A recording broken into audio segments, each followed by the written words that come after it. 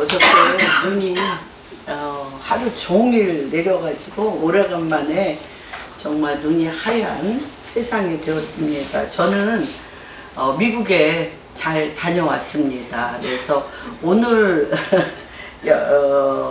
31일 설교는 그러니까 워싱턴에서 3일, 뉴욕에서 3일, 그래서 7박 8일 일본에서 하루 7박 8일 일정으로 갔다 왔는데, 오늘 설교는 워싱턴에서 일어났던 일들과 지금 어떻게 세상이 이사갈의 영에 의해서 때와 시가 어떻게 흘러가는가에 대해서 보는 그런 시간이었습니다. 그래서 내일은 새해는 뉴욕에서 요번에 어떻게 뉴욕에서 맨하탄에 사실 뭐 슬쩍 지나가다 마는데 3일 내내 맨하탄 골목 구석구석을 다니는 여정이었습니다. 그리고 주일날은 우리 데이비드 월커슨 목사님이 정말 굉장히 유명하시고, 그분은 그 1973년도에 미국에 일어날 일들을 이미 예언하셔서 굉장히 그 맨하탄 한 가운데 타임스퀘어 광장에 있는 교회로서 굉장히 경고와 심판의 메시지가 강했던 교회였는데 그분이 돌아가시고 과연 어떤 분이 그 교회의 담임 목사로서 하실까 궁금했습니다. 그래서 영어는 뭐 잘 알아듣지는 못했지만 카터 쿨론이라는 그 목사님이 그 교회를 심호하시면서 정말 놀라운 말씀을 24일 날 그 교회에서 듣고 3일 내내 맨해튼 구석구석을 다니면서 하나님께서 앞으로 되어질 일들을 미국의 일정에서 잠깐 들여다보는 시간을 가졌습니다. 그래서 오늘 말씀을 데살로니가 전서 5장 1절에서 12절, 이 말씀은 뭐와 같으냐면 마태복음 24장 1절부터 12절 같은 내용으로 우리가 바라보면서 앞으로 하나님께서 어떻게 이 세상을 끌고 가시는가에 대하여 잠깐 보여준 그런 마음들을 나누기를 원합니다. 데살로니가 전서 5장 1절부터 12절 같이 읽겠습니다.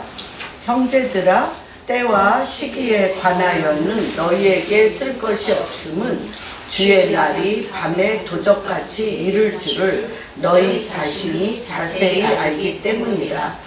그들이 평안하다 안전하다 할 그때에 임신한 여자에게 해산의 고통이 이름과 같이 멸망이 갑자기 그들에게 이르리니 결코 피하지 못하리라. 형제들아, 너희는 어둠에 있지 아니하매 그날이 도적같이 너희에게 임하지 못하리니 너희는 다 빛의 아들이요 낮의 아들이라. 우리가 밤이나 어둠에 속하지 아니하나니 그러므로 우리는 다른 이들과 같이 자지 말고 오직 깨어 정신을 차릴지라.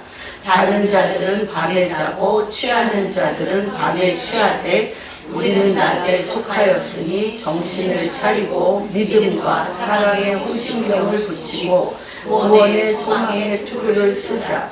하나님이 우리를 세우심은 노하심에 이르게 하심이 아니요 오직 우리 주 예수 그리스도로 말미암아 구원을 받게 하심이라. 예수께서 우리를 위하여 죽으사 우리로 하여금 깨어 있든지 자든지 자기와 함께 살게 하려 하셨느니라. 그러므로 피차 번면하고 서로 덕을 세우기를 너희가 하는 것 같이 하라. 형제들아, 우리가 너희에게 구하노니 너희 가운데 수고하고 주 안에서 너희를 다스리며 권하는 자들을 너희가 알고. 네, 그래서 제목은 마지막 때에 당신은 어디에 있을 것인가인데, 여기에 나와 있는 대로 5장 주님께서 10절 10절에 나와 있는 대로 우리의 위치가 어디냐면 예수께서 우리를 위하여 죽으사 우리로 하여금 살든지 죽든지 그리스도와 함께 살게 함이라. 라는 우리의 위치. 마지막 때에 당신은 어디에 있을 것인가? 우리의 위치는 살든지 죽든지 그리스도와 함께 사는 위치는 과연 어떤 것인가를 말씀을 통하여 한번 살펴보겠습니다. 우리 마태복음 24장 앞에 24장 1절부터 12절 이 말씀에 대해서 마태복음에 자세히 나와 있습니다. 한번 같이 읽겠습니다.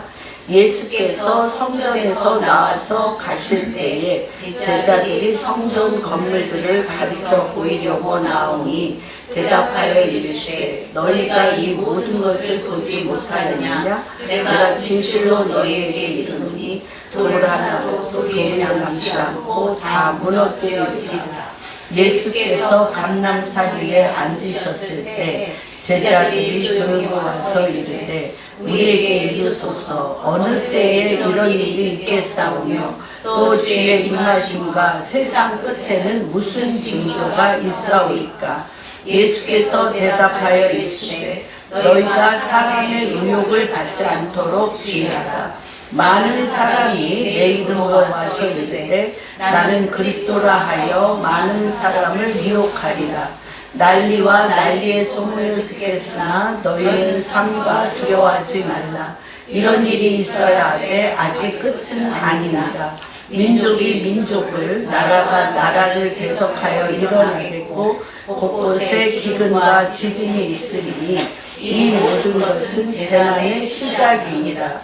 그때 사람들이 너희를 환란에 넘겨주겠으며 너희를 죽이리니 너희가 내 이름 때문에 모든 민족에게 미움을 받으리라.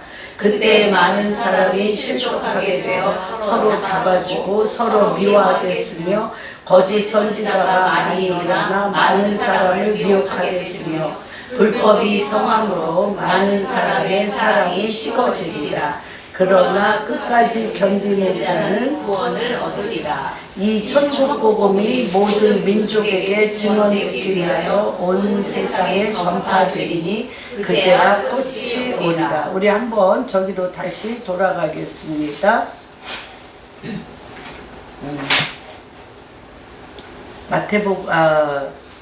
데살로니가 전서 5장으로 형제들아 때와 시기에 관하여는 너희에게 쓸 것이 없음은 주의 날이 밤에 도적같이 이룰 줄을 너희 자신이 자세히 알기 때문이라. 그들이 평안하다 안전하다 할 그때에 임신한 여자에게 해산의 고통이 이름과 같이 멸망이 갑자기 그들에게 이르리니 결코 피하지 못하리라고 하였습니다.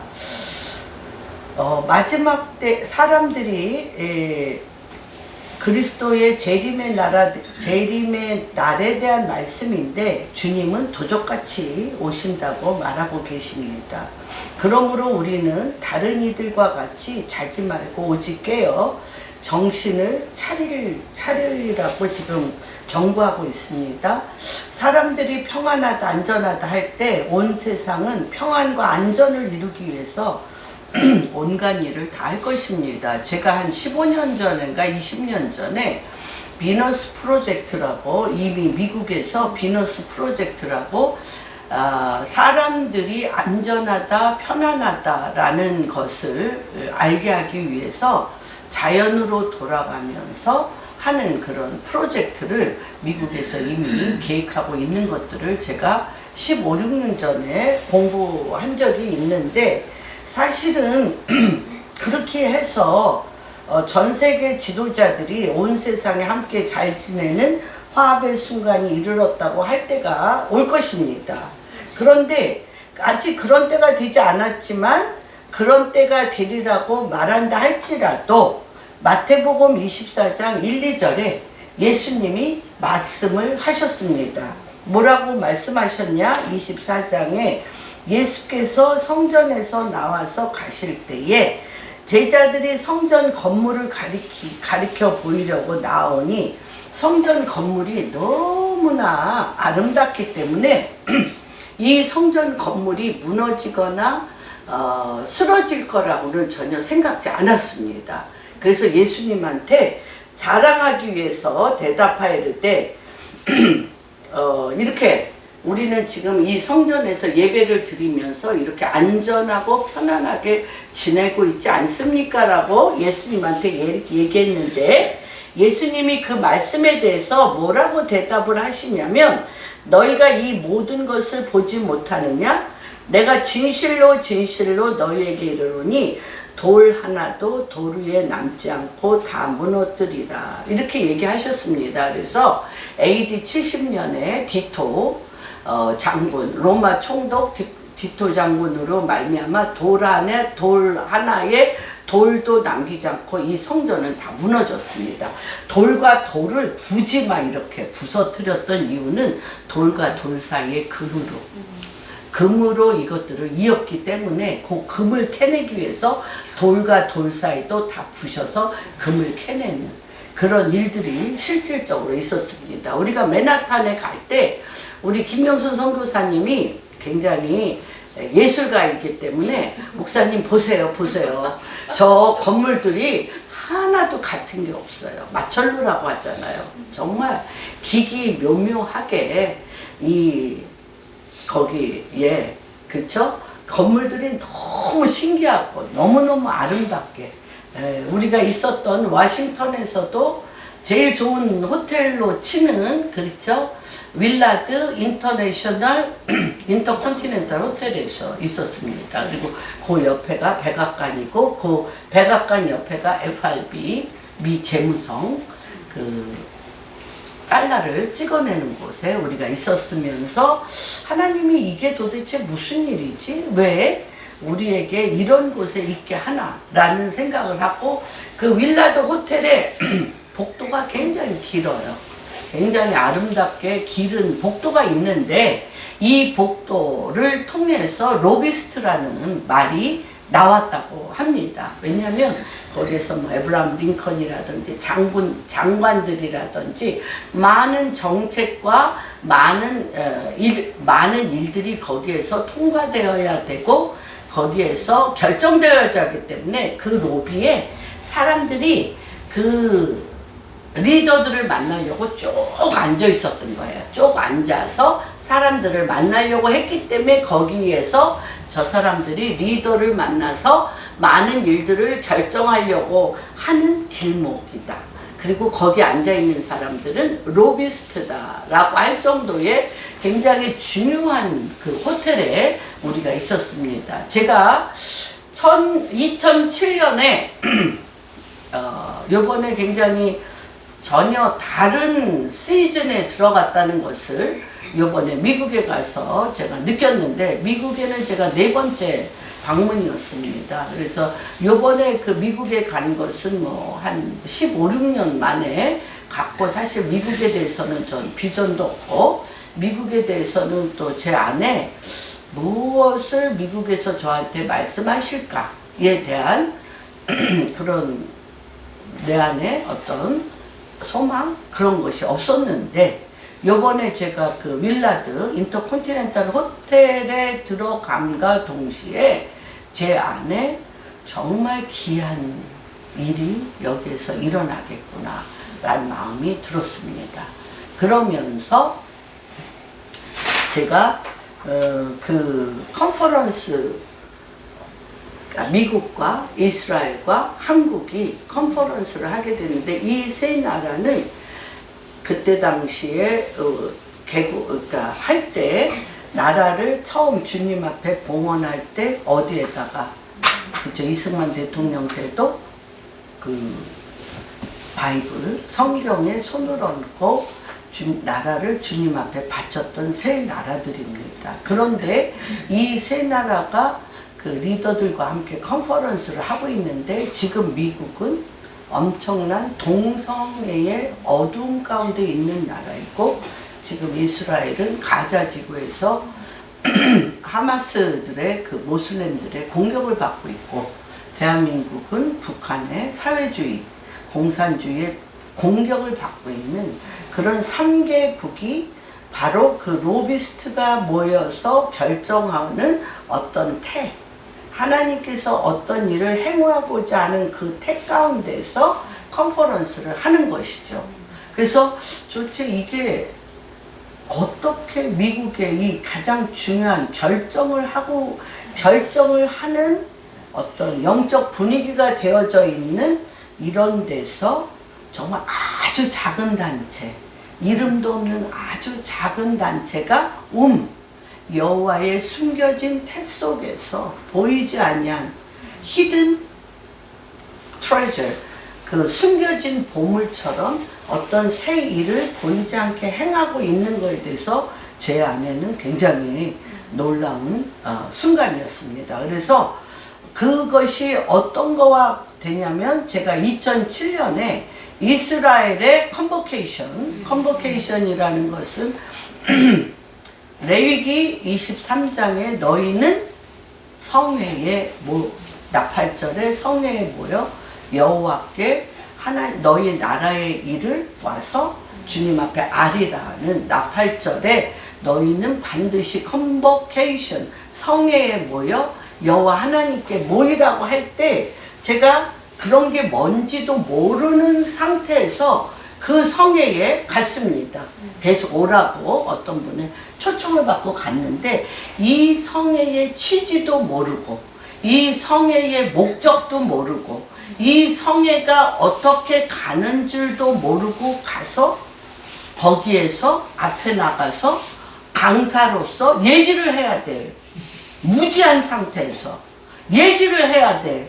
그런 상황이었어요. 그러니까 그러면 내가 여태까지 경제계에서 돌파했던, 거기는 킹덤의 하나님의 리더들이 하나님 나라의 때와 시를 전략과 모략으로 이사갈의 영으로서 포르노로 앞을 내다보며 하나님의 모사와 전략을 얘기하는 곳인데, 그런 것을 알지 못했기 때문에 나의 사역을 얘기하려다가 또 제 통역으로 데려간 사람이 내가 얘기하는 말을 천몇백 명이, 세계적인 리더들 천몇백 명이 와 있음으로 말미암아 이 사람이 완전히 얼어서 내가 말하는 거를 통역하지 못하겠다고 얘기해서 금방 내려오는, 그래서 첫 번째 스타팅이 그랬던 컨버케이션에 거기에 올라가서 전 세계적인 하나님의 일하심 가운데 서기는 했지만 거기에서 내 위치를 찾지 못하고 섰다가 금방 내려오는 이제 그런 일을 겪었던 나로서는 요번에 이 윌라드 인터컨티넨탈 호텔 컨퍼런스에 미국의 대표들, 이스라엘의 대표, 한국의 대표들이 있는 곳에서 내가 분명히 여기에 왜 왔는지를 알고, 여기에서 무엇을 말해야 되는지를 알고, 이것에 가야 될 방향을 분명히 알고 얘기할 수 있고 얘기할 기회를 받았고, 거기에서 제가 선포할 수 있는 문을 열었습니다. 그러니까 그것이 저한테는 굉장한, 이게 어떻게 이런 일이 있지? 라는 이제 그런 시간이었습니다.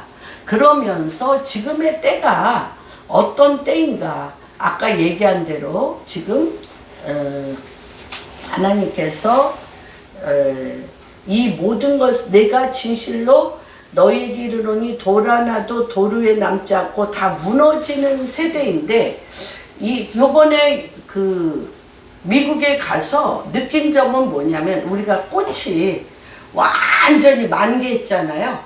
꽃이 완전히 만개해서 뭐 할 것만 남아? 시들어서 지는 해구나 라는 것을 보게 됐습니다. 그래서 지금 이렇게 미국이 완전히 만개됐는데 뭐가 만개됐나? 뭐가 만개되었고 이것이 무너져서 지는 것은 무엇이고, 여기에서 다시 일어나야 될 것이 무엇인가를 하나님께서 보여주고 그거에 대해서 기도하는 시간들을 가졌습니다. 그러면서 저는 아브라함이 겪었던 일들을 한번 이 말씀을 전하기 전에 아브라함은 한 개인으로서 이것들을 어떻게 겪었을까 우리가 한번 살펴보겠습니다. 지금의 이 시즌은 아브라함이 창세기 12장에 아들 하나 얻으려고, 그쵸? 아들 하나 얻으려고 70세에 본토 친척 아비집을 떠나 내가 너에게 지시할 땅으로 가라 할 때 갔습니다. 그때 여호와께서 아브라함에게 이르시되 너는 너의 고향과 친척과 아버지의 집을 떠나 내가 내게 보여줄 땅으로 가라. 내가 너로 큰 민족을 이루고 내게 복을 주어 내 이름을 창대하게 하리니 너는 복이 될지라. 너를 축복하는 자에게 내가 복을 내리고 너를 저주하는 자에게 내가 저주하리니 땅의 모든 족속이 너로 말미암아 복을 얻을 것이라 하신지라. 보세요, 여러분. 아브라함에게 하나님이 엄청난 무한한 DNA를 주셨습니다. 어떤 DNA를 주셨습니까? 큰 민족을 이룰 것이다. 복을 줄 것이다. 내 이름을 창대케 할 것이다. 너는 복이 될 것이고 너를 축복하는 자를 내가 축복하고 너를 저주하는 자에게 저주, 모든 족속이 너로 말미암아 복을 얻을 것이라는 하나님의 부르심이 아브라함에게 있었습니다. 아브라함만 뿐 아니라 우리 예수 그리스도를 믿는 우리 모두가 그렇습니다. 그러나 아브라함은 어떻게 살았습니까? 아브라함이 이런 복에 대해서 관심이 있었습니까? 유일하게 아브라함이 생각하는 복은 무엇입니까? 아들 하나 주십시오. 하나님이 생각하는 복과 아브라함이 생각하는 복이 하늘과 땅 차이인데 하나님이 이걸 참으셨어요. 그리고 이 복을 추구하고 이 복이 어떤 복? 하나님 나라, 하나님의 아들, 하나님의 통치에 관한 복이 아니라 내 육신의 복입니다. 그런데 16장 봅시다. 16장. 결국은 어떤 짓을 합니까? 16장 15절에서 16절. 예. 하갈이 아브라함의 아들을 낳음에 아브라함이 하갈을 낳은 그 이름을 이름하여 이스마엘이라 하였고 하갈이 아브라함에게 이스마엘을 낳았을 때 아브라함이 86세. 결국은 아들을 낳는데 하나님이 원치 않는 아들을 낳습니다. 그렇죠? 그리고 나서 17장에 하나님께서 누구에게 나타나십니까? 1절에서 4절 보면 아브라함이 86세에 이스마엘을 낳았어요. 근데 99세 때에 여호와께서 아브라함에게 나타나서 그에게 이르시되 나는 전능한 하나님이라 너는 내 앞에서 행하여 완전하라. 내가 내 언약을 나와 너 사이에 두어 너를 크게 번성하게 하리라 하시니 아브라함이 엎드렸더니 하나님이 그에게 말하여 이르시되 보라 내 언약이 너와 함께 있으니 너를 여러 민족의 아버지가 되리라. 이제 후로는 내 이름을 아브라함이라 하지 말고 아브라함이라 하리니 이는 내가 너를 여러 민족의 아버지가 되게 하리라고 하나님께서 말씀하십니다. 근데 이때가 어떤 때냐면 아브라함에게 씨가 말랐어요. 99세. 그 다음에 누구에게? 사라에게도 태가 말랐어요. 둘 다 어떤 때? 애를 낳을 수 있는 기능이 완전히 마비돼. 저는 요번에 미국에서 사람이 할 수 있는 모든 일이 꽃을 피웠는데 16장 15절에서 16절까지 인간이 하나님에게 내가 원하는 것은 아들 하나를 낳길 원하는데 하나님께서 주시겠다는 언약의 자손이 아니라 내가 내 욕망을 따라 미친 듯이 찾아서 난 아들의 끝을 본 거예요. 그런데 이제 17장에 하나님께서 다 사람으로서는 날 수 없어요. 사람으로서는 날 수 없는 그것이 뭐냐면 마천루. 정말 사람의 욕망의 인본주의의 끝, 인간의 욕망의 끝, 인간이 할 수 있는 모든 것의 끝을 보았는데 거기는 뭐가 없어요? 생명이 없어요. 생명이 없어. 근데 하나님께서 생명을 낳기 위해서 무너뜨리는 것이 시작되었다는 것입니다. 하나님께서 무너뜨리는 것이 시작되어진 시즌에 우리가 왔구나.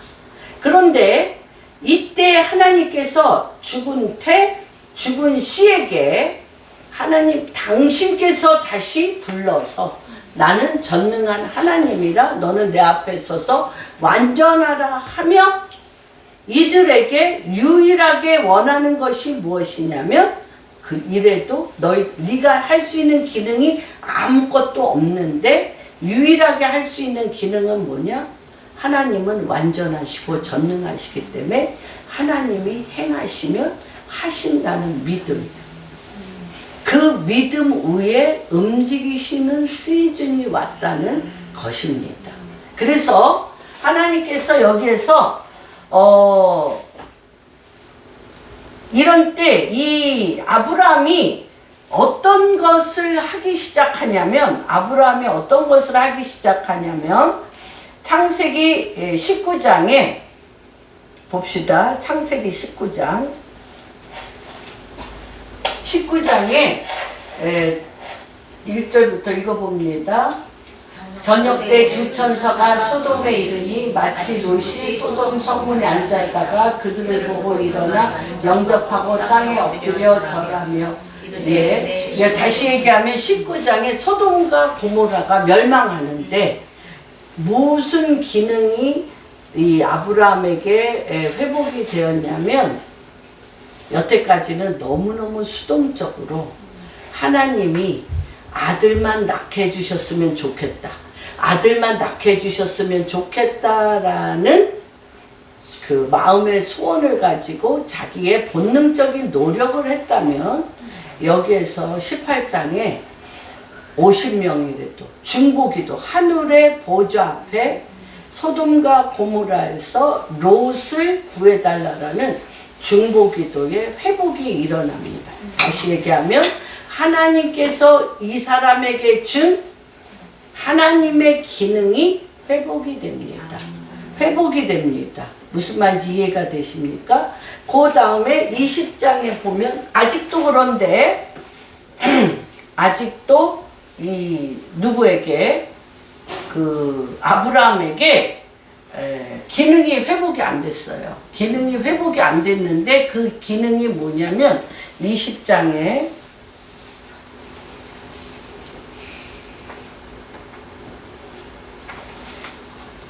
한번 봅시다. 20장. 그의 아내 한번 읽어봅니다. 아브라함이 거기서 네게브 땅으로 옮겨가 가데스와 순 사이에 그랄에 거류하며 그의 아내 사라를 자기 누이라 하였으므로 그랄 왕 아비멜렉이 사람을 보내어 사라를 데려갔더니 그 밤에 하나님이 아비멜렉에게 형용하시고 그에게 이르되 내가 데려간 여인으로 말미암아 내가 죽으리니 그는 남편이 있는 여자이니라.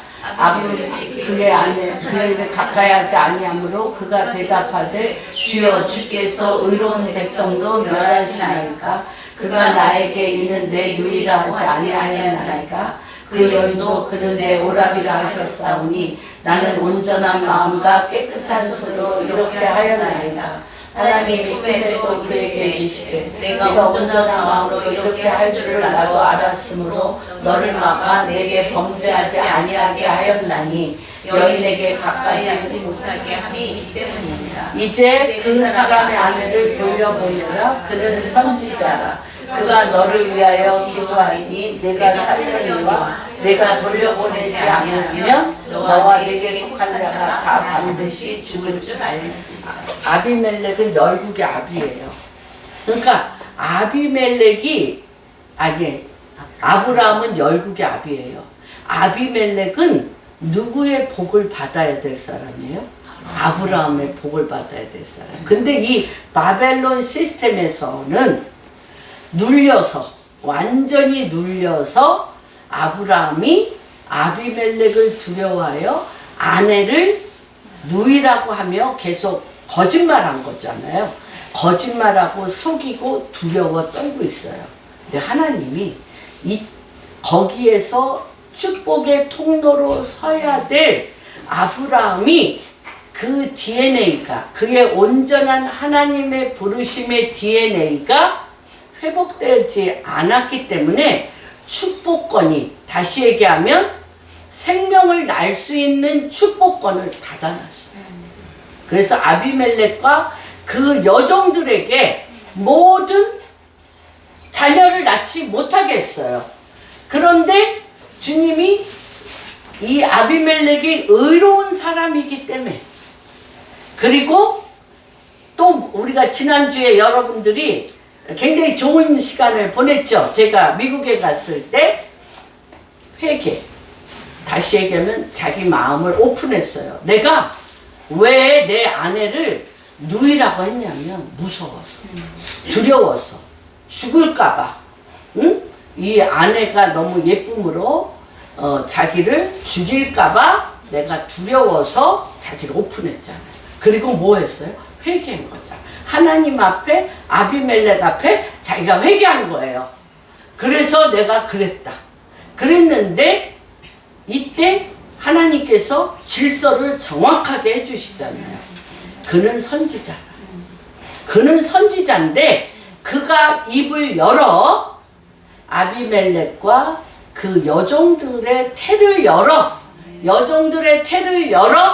애를 낳을 수 있다라고 할 때 어떻게 애를 낳게 할 때 그 다음에 어떻게 됩니까? 그 바벨론 시스템, 애굽 시스템, 죽은 태들이 다친 채들이 열리게 하는 복의 근원이 누구입니까? 아브라함이 이때 회복되어지는 것이에요. 하나님이 지금 몇 년을 지금 그러니까 기다리고 계세요. 몇 년? 70세에서 99세. 30년. 30년. 그래서 지금 이것이 무엇과 같으냐면 제가 왜 이것을 이렇게 말씀을 드리냐면 이 데살로니가 전서 5장과 24장 마태복음 24장에 사람들이 하나님 앞에 태를 열며 이 땅의 생명의 축복의 통로의 역할을 크리스찬들이 해야 되는데 우리는 무엇을 하고 있냐면 만몬의 영의 시스템에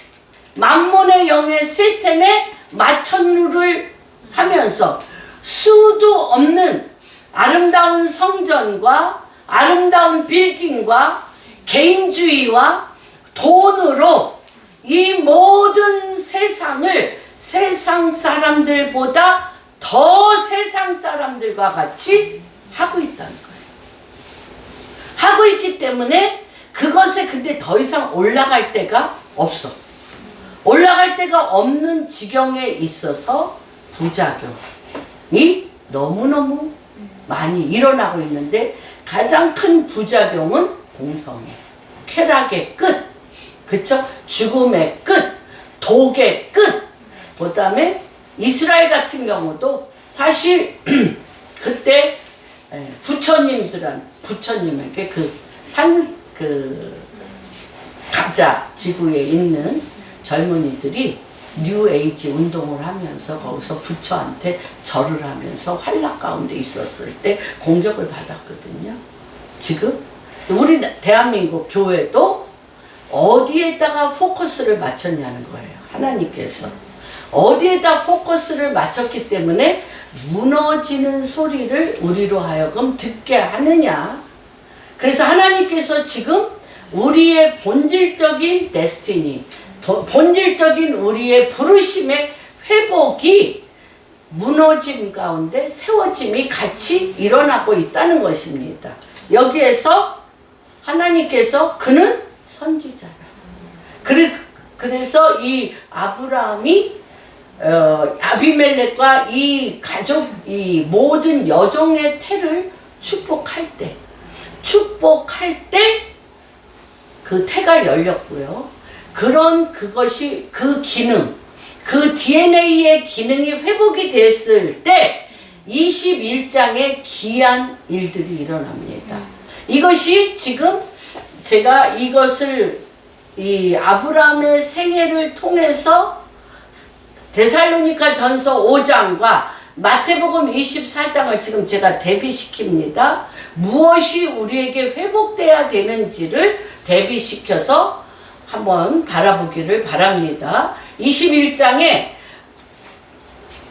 어떻게 됩니까? 21장 마태복음 21장에 여호와께서 뭐한 대로 말씀하신 대로 뭘로 돌아갔습니까? 뭘로 돌아갔어요? 아브라함과 사라가 말씀하신 대로 누구를 돌봐? 사라를 돌보시고 여호와께서 말씀하신 대로 사라에게 행하셨고 사라가 임신하고 누구 시기에? 하나님이 말씀하신 시기가 되어 노년에 아브라함에게 아들을 낳으니 아브라함이 그에게 태어난 아들 곧 사라가 자기에게 낳은 아들을 이름하여 이삭이라 하였다.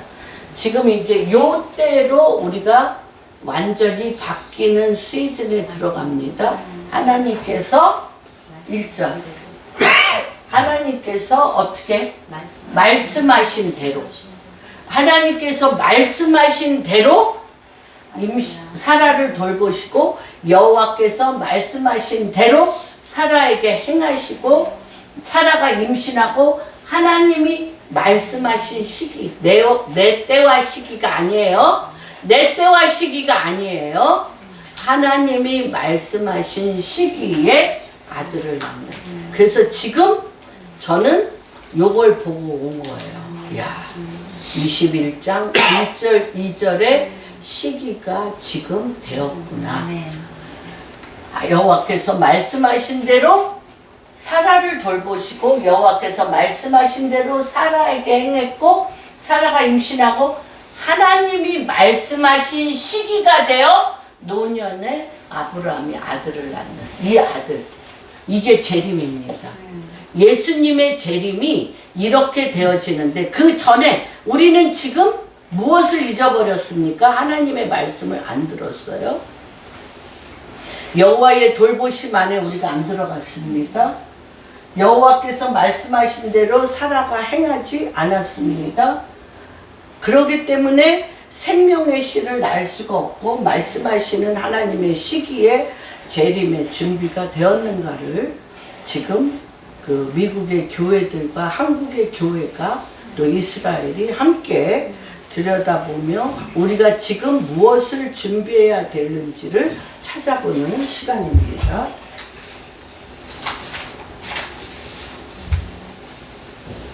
주님은 도적같이 오십니다. 도적같이 오시고 다른 이들과 같이 자지 말고 깨어 정신을 차리라고 하십니다. 우리가 안전하다, 평안하다 하는 것들, 그리고 세상의 리더들이나 우리의 삶의 목적은 안전하고 평안한 것을 향하여 우리가 여태까지 왔습니다. 그런데 제자들이 주님의 오심과 세상이 끝나는 것에 대한 징조가 무엇이냐고 24장 3절에 묻습니다. 예수께서 감람산 위에 앉으셨을 때 제자들이 조용히 와서 이르되 우리에게 이르소서 어느 때에 이런 일이 있겠사오며 또 주의 임하심과 세상 끝에는 무슨 징조가 있사오리까. 우리는 성전을 이렇게 잘 져놓고 안전하고 평안하게 예배드리며 주님을 찬양하고 경배하고 그것이 주님과 우리 사이에 안전한 믿음의 생활이라고 생각하는데 주님이 돌 위에 돌 하나 남기지 않고 다 무너지리라 라고 얘기하고, 아까 데살로니가 전서에는 도적같이 와서 너희가 안전하다 편안하다 할 때 도적같이 와서 여인이 해산할 때와 같이 그렇게 될 거라고 지금 얘기하고 있지 않습니까? 그랬더니 예수님의 제자들이 물어보는 거예요. 그러면 우리가 어떻게 준비해야 됩니까? 예수님이 우리에게 어떻게 준비시키기를 원하는지 지금 물어보고 있습니다. 그때 뭐라고 얘기하십니까? 3절에 제자들은 정말 구체적이고 실질적인 질문을 하고 있습니다. 그런데 뭐라고 얘기하시냐면 4절 5절 보겠습니다. 예수께서 대답하여 이르시되 너희가 사람의 미혹을 받지 않도록 주목하라.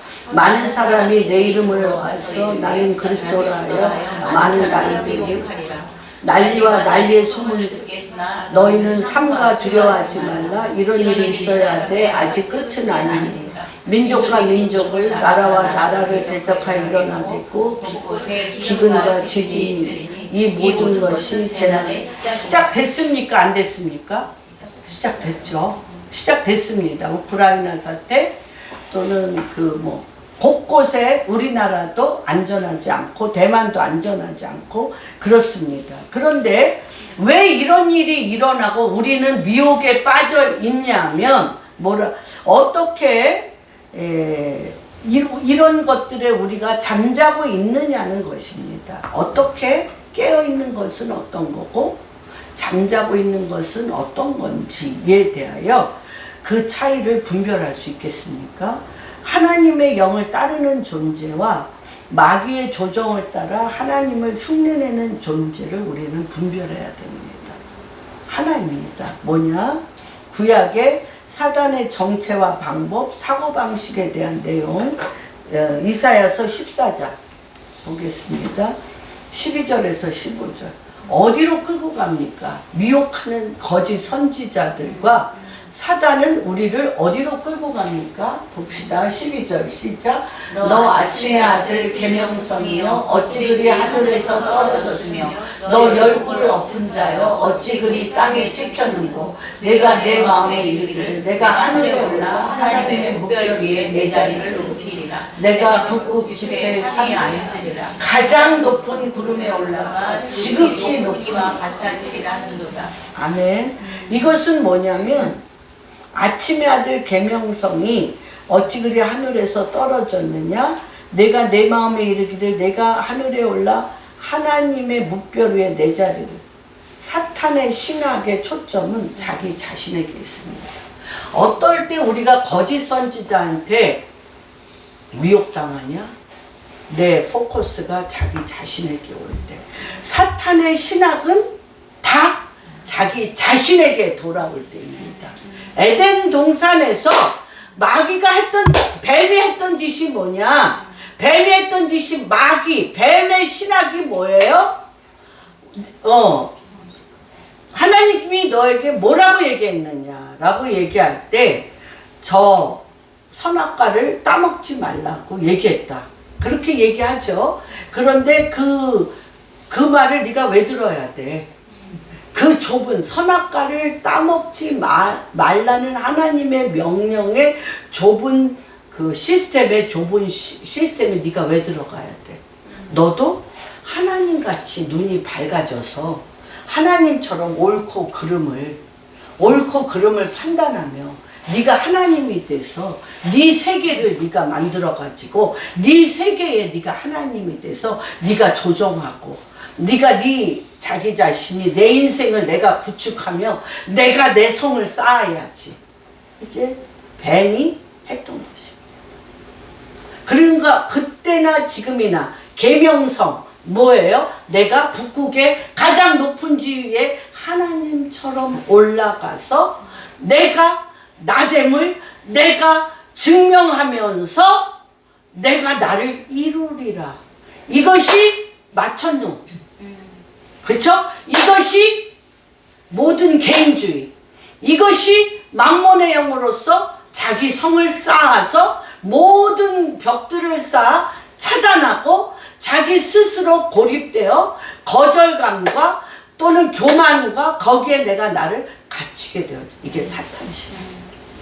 그런데 이것이 너무 내 육신적이요 마귀적이요 정욕적인 내 체질에 맞아. 너무너무 내 체질에 맞아. 나는 나 외에는 관심 갖고 싶지 않아. 나 잘 되는 거 외에는 관심 갖고 싶지 않아. 나가 높아지는 거 외에는 관심 갖고 싶지 않아. 이것이 긍정적인 신학이고 이것을 통하여 우리는 하나님과 나를 멀리 고립시키는 것입니다. 이것이 미혹에 빠지게 하는 거예요. 그렇죠? 그래서 이것들을 지금 하나님께서 다 그걸로 말미암아 지었던 성전, 그걸로 말미암아 지었던 마천루, 그걸로 말미암아 지었던 만몬의 영의 꼭대기, 바벨론 꼭대기를 무너뜨리게 돌 하나 놓지 않도록 무너뜨리기로 결정하신 것을 느꼈어요. 요번에 제가 시작됐구나. 그러면 우리는 오늘 제가 이 12월 31일 2023년 시편 23편으로 시작했습니다. 여호와는 나의 목자시니 내게 부족함이 없으리로다. 나를 쉴만한 물가로 인도하시며 나를 그 사막의 음침한 골짜기를 다닐지라도 내가 해를 두려워하지 아니하는 것은 나를 주께서 원수의 상 앞에 상을 베푸시는 원수 앞에 상을 베푸시는 하나님의 여호와의 목자로부터 시작된 2023년 미국에서 보았습니다. 무너짐이 시작되었네. 돌 위에 돌 하나 놓이지 않는 일들이 시작되었는데 여기서 나는 무엇으로 지금 깨어 기도하여 서야 될 것인가를 보게 됐습니다. 그래서 제가 그러면서 제가 이 창세기를 보니까 하나님이 기다려주고 기다려주시면서 우리를 본래 부으신 그 DNA가 일어나 빛을 발할 때까지 기다려주시고 일으키시는 하나님을 보게 됐습니다. 우리가 이렇게 일어날 때인 것을 선포합니다. 그래서 이렇게 되면 그래서 주님이 자기 자신은 나는 길이요 진리요 생명이니 나로 말미암지 않고는 아버지께 갈 자가 없다고 얘기한 아버지의 길이 뭡니까? 주님의 길이 뭡니까? 십자가입니다. 십자가로서 내가 그리스도와 함께 십자가에 못 박혔나니 이제는 내가 산 것 아니요 내 안에 계신 그리스도가 사는 것이 내 길입니다. 진리가 뭡니까? 진리가 뭐야? 내가 그리스도와 함께 십자가에 못 박힘으로 말씀이 육신이 되셨던 것처럼 하나님 진리로 본어게인 해서 내 모든 상황을 그리스도와 함께 말씀이 육신이 되도록 진리화하는 것. 이게 진리요. 생명이 뭡니까? 이럴 때 내가 나로 사는 자가 아니라 그리스도로 부활 생명으로 가는 이것이 우리의 삶입니다. 철저하게 하나님은 우리를 이렇게 이끄실 것입니다. 그런데 세상의 모든 문화, 세상의 모든 관계, 세상의 모든 시스템은 너 자신으로 돌아가라. 오죽하면 차도, 소울, 내 혼의 정체성을 찾아라. 소울. 이렇게 됩니까? 그게 뭐예요? 철저하게 하나님과 분리하는 것입니다. 그래서 제가 맨하탄에서 3일간 만하탄 구석구석을 다니면서 또 이 가장 하이플레이스, 백악관, FRB, 가장 그 로비스트들의 태인 윌라드 인터컨티넨탈 호텔의 여기에서 제가 가장 하이플레이스, 높은 곳에서 또는 마천루와 같은 그런 곳에서 하나님이 왜 2023년 연말에 저를 거기에 세우셨고 2024년에 무엇을 시작하게 하셨는가를 와서 굉장히 뭐라고 얘기하나, 그러니까 무거웠어요. 왜 뭐가 지금 오늘 처음 얘기하는 거예요. 온몸이 갔다 와서부터 매일 먹고 자고 완전히 쓰러져 있었어요. 트랜스포메이션. BC와 AD, Before Christ, right?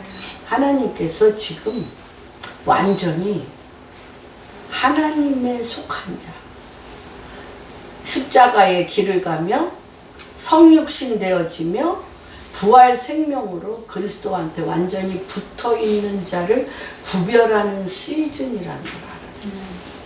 구별하는 시즌.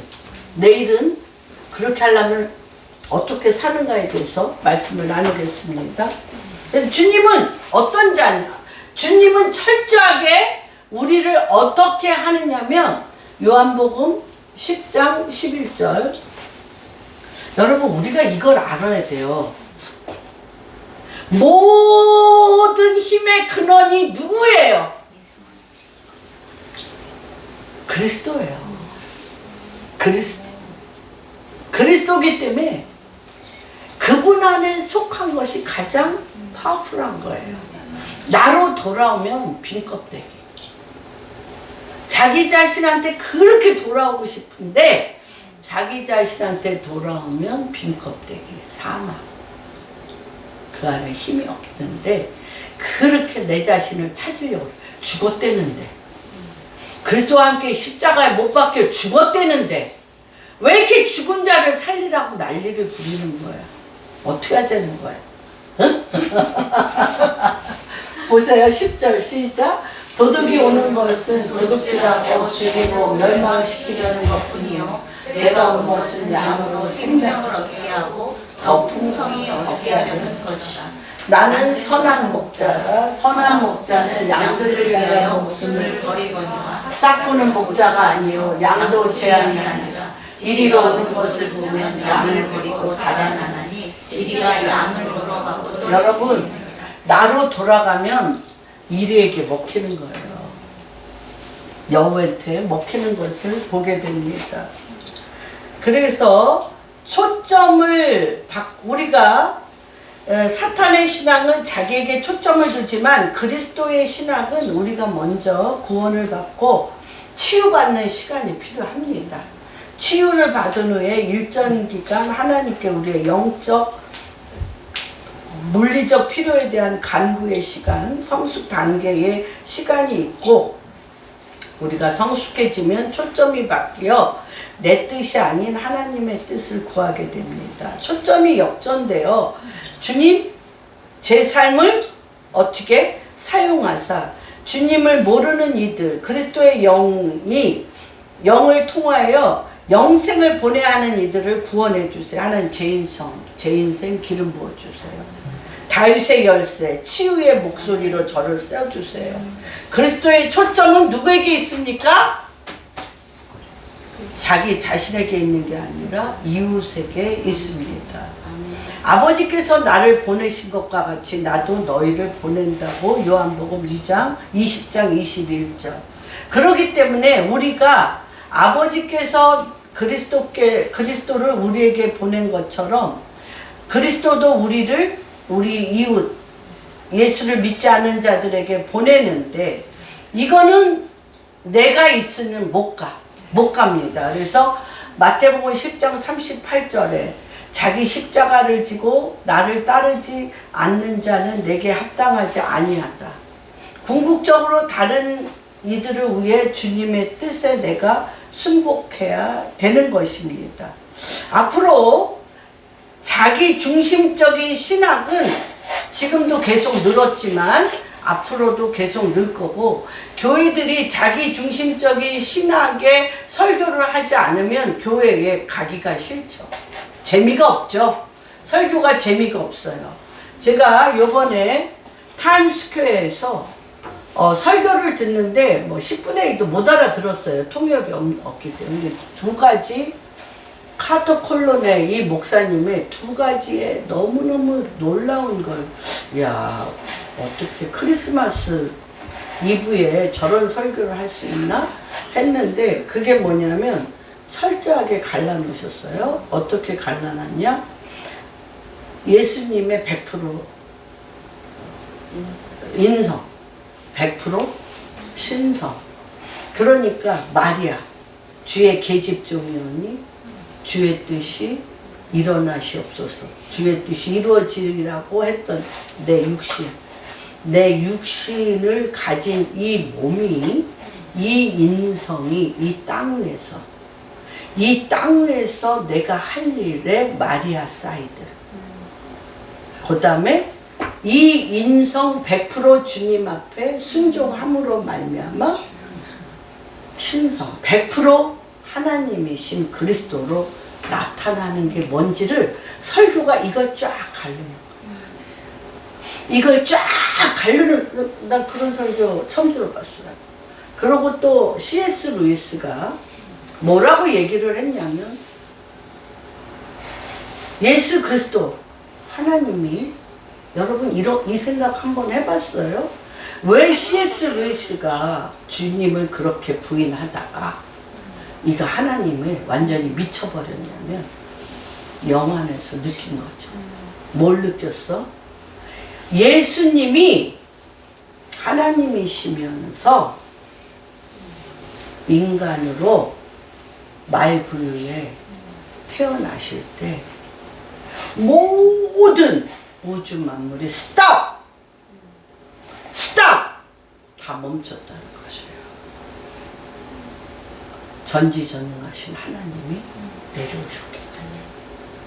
그렇다면 저는 그걸 들은가 동시에 제 몸이 그냥 이렇게, 그분이 내려오셔서 내 안에 거처를 삼았는데 내가 아직 스탑하지 않은 게 있어?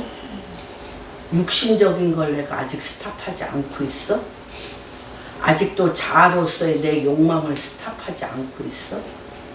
그분이 나를 거처 삼으사 그리스도 100%, 그분의 신성 100%로 그분이 나를 거처 삼으사 사용하시겠다는데, 내가 스탑하지 아니한 육신적이요 마귀적이요 정욕적인 이 모든 욕망이 딱 스탑하는 걸 느꼈어요. 그렇기 때문에 그가 그런 글을 쓸 수밖에 없었겠구나. 여러분, 저는 오늘 2023년 12월 30일 이 마지막 날에 여러분, 나로부터 시작된 일들이 스탑! 하시기를 주님의 이름으로 축복합니다. 그리스도로 일어섭시오. 이게 바로 그것이에요. 여러분, 이제 이것입니다. 딴 게 없어요. 그래서 뭐라고 얘기를 하냐면, 시간이 많이 돼가지고, 그래서 민족이 민족을, 나라와 나라가 대적하고 곳곳에 기근과 지진이 있으리니 마지막 때는요, 폭력 이야기가 아니라 폭력이죠. 폭력이 일어나고 있고, 자원 가지고 싸우고 맞서는 일들이 지금 일어나고 있고, 아프리카에는 이미 메뚜기 떼가 아프리카를 집어 삼키고 있어요. 그쵸? 어둠의 폭풍이 일어나고 있습니다. 전염병, 코로나로 우리가 이미 그걸 다 했습니다. 곳곳에 지진, 화산 폭발, 그리고 이미 우한에서부터 어떤 일이냐, 중국의 교회들을 다 불태웠죠. 그래서 사람들이 24장 9절, 사람들이 너희를 환란에 넘겨주겠으며 중국 곳곳, 세계 곳곳에서 처음에는 미미하게 기독교를 용인하더니 그 다음에 용납하지 않고 폭력을 동원하게 이르고 불사르고 죽어버리고 있어요. 지금 전 세계 많은 곳에서 이런 조짐이 일어나고 있고요. 직장에서, 지역사회에서 성경적인 의견을 피력할 수 있습니까? 하나님께서 나한테 오늘 이렇게 얘기했어. 이 말씀이 이루어질 거야 라고 얘기할 수 있습니까? 그랬다가는 비방을 받고 증오와 분열을 일으키는 사람이란 소리를 듣고 주님의 이름 때문에 미움받죠. 크리스찬이라는 것도 거의 숨기죠. 그래서 종말에 근데 그 일이 왜 그러냐면 내가 개인주의 나로 돌아오면 세상 사람과 내가 다를 게 없기 때문에 너와 내가 육신적이고 마귀적이고 정욕적인 거 똑같은데 네 욕망이나 내 욕망이 네 본질이나 내 본질이 똑같은데 아까 아브라함이 아비멜렉에게 말 못하잖아요. 어떤 그 나라 어떤 마을 사람들한테 말 못하잖아요. 똑같아요. 말 못해. 안 듣는데 뭐 내가 이 사라로 말미암아 내가 죽게 될까봐 나는 말 못해. 내 와이프랑 말 못해. 그렇게 우리가 지금 살고 있지 않습니까? 다시 얘기하면 바벨론 시스템에 우리가 먹혔어요. 먹혔어요. 삼켜졌어요. 문을 내줬어요. 그것이 미국이고 유럽은 그래서 사막화됐고 미국도 사막화됐고 한국도 그러고 있습니다. 근데 하나님께서 요번에 그러면서 배교하는 일이 많이 일어나는데 왜 배교하냐? 3장 2절에 보면 2장 3절에 보면 데살로니가전서 3장 2절에 보면 왜 배교하냐면 내가 예수 믿은 건 건강하고 행복하고 부를 주고 꼬리가 아니고 이거 뭐 맨날 우리 들었잖아요. 꼬리가 아니고 머리가 될 것이고 더 좋아질 것이고 큰 집, 큰 차, 좋은 배우자, 행복한 가정을 주신다고 내가 예수 믿고 부자로 잘 살라고 내가 예수 믿었는데 되는 일이 하나도 없다? 이래서 엄청난 배교가 일어나요. 저도 그렇게 많이 했어요. 그리고 그런 소리 많이 예수 믿으니까 하는 일마다 잘 되고 부자 되고 아들들 딸들도 너무 잘 되고 꼬리가 되지 않고 머리가 되고 자녀들도 하는 일마다 잘 된다고 믿었고 그런 기도 많이 했고 지금도 해요. 그리고 그렇게 많은 사람들에게 그 얘기하면서 전도도 했습니다. 될 때가 있었어요. 될 때가 있었어요. 그런데 지금 왜 이것이 지금 문제를 일으키냐면 이것이 될 때가 있었어요. 어떤 때? 이것이 우리나라 만문의영 시스템이 약했을 때. 응? 뭐 아프리카란 우리나라 50년대, 60년대 만문의영 시스템이 약해졌을 때는 이렇게 해서 기도하고 막 말씀드리고 해서 우리의 마음의 소원을 위해서 정말 크리스찬들 수천 배 복 받았죠. 복 안 받았다고 얘기할 수 없어요. 대한민국 사람들 복 엄청나게 받았는데 미국 엄청나게 복 받았고 어디? 유럽? 이스라엘? 엄청나게 복 받았는데 아세라와 바알에 먹혔다는 거예요. 복을 받았는데 누구를 잃어버렸어? 주님을 잃어버렸어요. 어디에? 돈에. 그래서 먹힌 거예요 지금. 이게 그런 일들이 된 겁니다. 그래서 뭐가 되냐? 무엇이 이 12절에 보면 불법이 성함으로 사람의 제일 무서운 게 뭐냐면 사랑이 식어. 그래서 뭐라고 그랬어요? 베드로전서에 보면 베드로의 돈을 사랑하면 만악의 그렇죠? 만악의 뿌리예요. 예. 그래서 인류 역사상 보지 못했던 수준의 타락이 이거는요 나 한 개인 게 아니야. 국가적인 시스템으로 뭐를 내줬더니 불법을 허용했더니 악의 경계선이 없어졌어.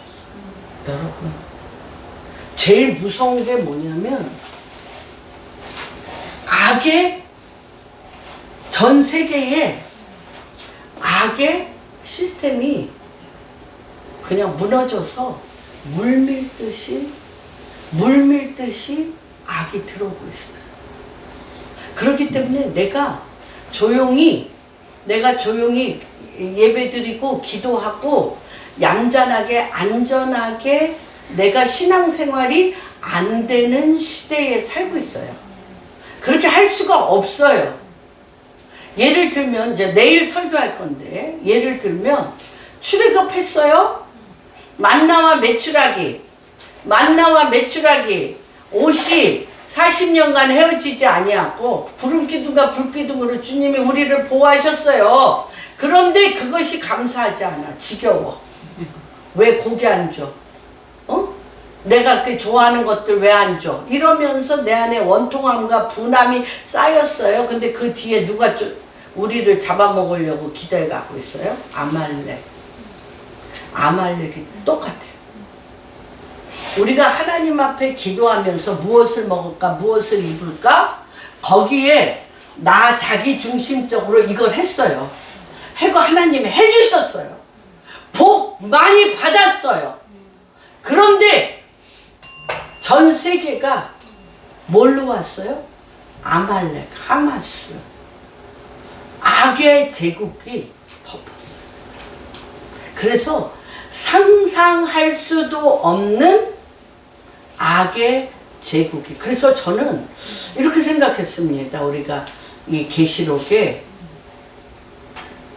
사단이 그들이 떠날 주님이 오실 때가 돼서 그들이 떠날 때가 다 돼서 그들이 2층 천에서 다 내려왔다고 했어요.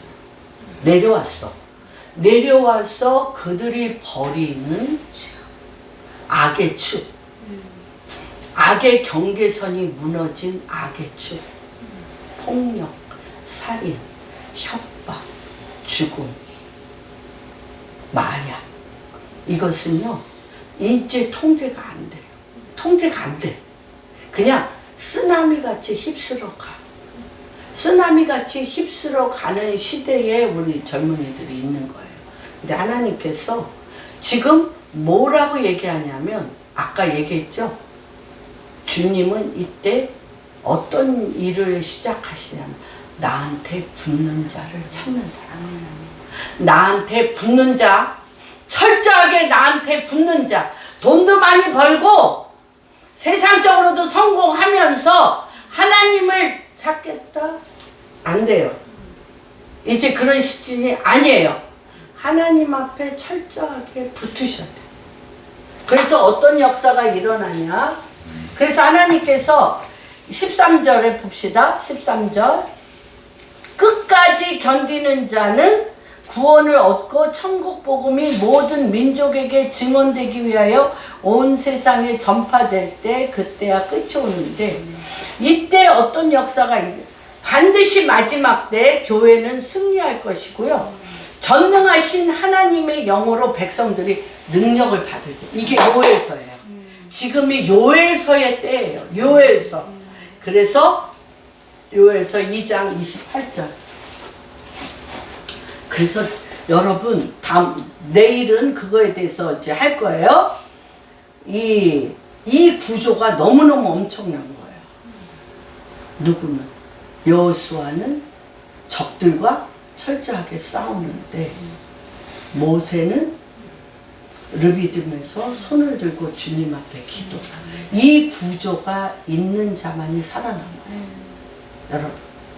그래서 이게 굉장히 중요합니다. 시작. 그 후에 내가 내 영을 만민에게 부어주리니 너희 자녀들이 장래일을 말할 것이며 너희 늙은이는 꿈을 꾸며 너희 젊은이는 이상을 볼 것이며 그때 내가 또 내 영을 남종과 여종에게 부어줄 것이며 내가 이적을 하늘과 땅에 베풀리니 곧 피와 불과 연기 기둥이라. 여호와의 크고 두려운 날이 이르기 전에 해가 어두워지고 달이 핏빛같이 변하려니와 누구든지 여호와의 이름을 부르는 자는 구원을 얻으리니 이는 나 여호와의 말대로 시온산과 예루살렘에 피할 자가 있을 것이며 남은 자 중에 나 여호와의 부름을 받을 자가 있을 것이며. 여러분, 이제 초자연적인 능력이 일어날 것입니다. 여러분, 모세같이 기도하셔야 돼요.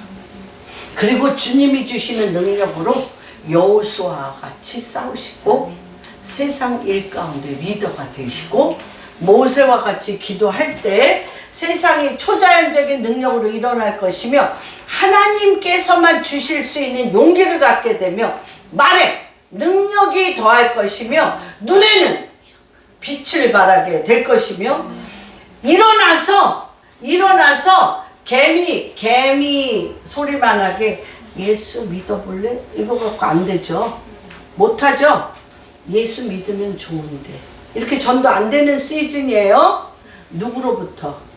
그 육체 가운데 권능이 임하여서 성령의 권능이 임하여서 성령께서만 주실 수 있는 성품을 가지고 두려움을 내쫓는 사람들이, 두려움이 없는 사람들이 일어날 것입니다.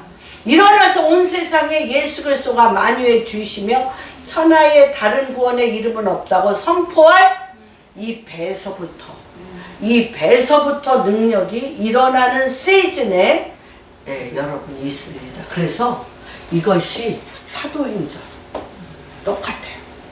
사도행전에 하나님 말씀 앞에 성령이 임하여서 감옥 터가 흔들리며 감옥 문이 열리며 감옥 속에서도 찬송과 주님을 경외함과 하나님의 임재 가운데 완전히 사로잡힌 자들이 일어나서 감옥의 간수들이, 여러분의 직장에 있는 사람들이 당신은 과연 하나님의 사람인 것이 증거되어지는 시즌에 여러분이 있게 되는 것입니다. 아멘. 그래서 성령이 우리 가운데 임하지 않고는 갈 수 없는 시즌에 있는, 그래서 정말 지난번에 오늘도 우리가 갈 건데 오살기도원에 갈 건데 누구죠?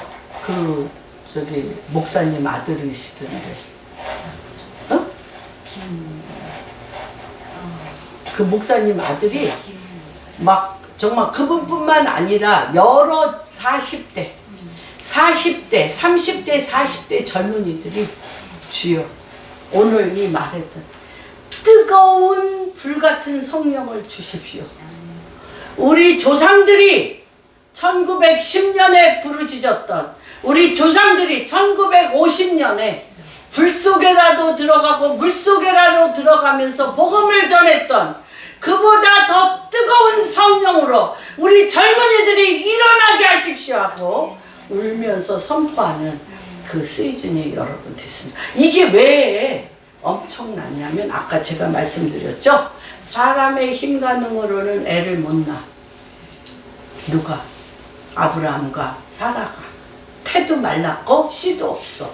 그런데 하나님이 말씀하신 대로 그를 보호하시고, 하나님이 말씀하신 대로 그를 먹이시며, 하나님이 말씀하신 대로 임신하게 하시고, 하나님이 때가 돼서 하나님의 언약의 성취를 그가 행하시는 하늘문이 열렸어요. 이때라는 거예요. 그래서 지금이 어떤 때냐면, 여러분 어떤 때냐면 창세기 3장에 준비한 거 반도 못했지만 할 수 없습니다. 많이 준비했어요. 그러니까 이 창세기 3장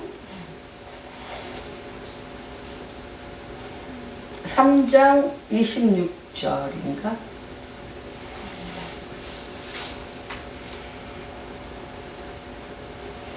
예, 한번 봅시다.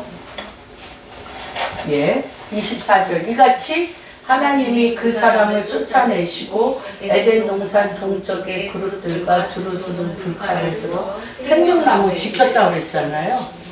지금 어떤 시기냐면요, 화염검을 치우고 생명나무의 검, 아까 말씀의 검, 성령의 검이 아까 얘기했죠.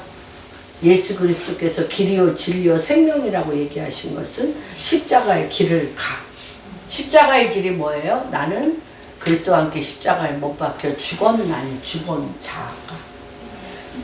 예수 그리스도가 말씀이 요한복음 1장에 말씀이 육신이 되었던 것처럼 진리의 옷을 입어, 진리의 옷을 입어 부활 생명으로 화엄검을 물리치고 생명나무로 나가는 세대들이 일어나는 거예요. 성령의 검을 가진 자들이 일어나는 거예요. 이럴 때 어떤 역사가 일어나냐? 계시록. 준비하신 거 다 해주세요. 2시간 해야 돼. 계시록의 11장 19절. 계시록 11장 19절. 보세요. 이게 지금요, 아까 황금으로 막혔다고 그랬잖아요.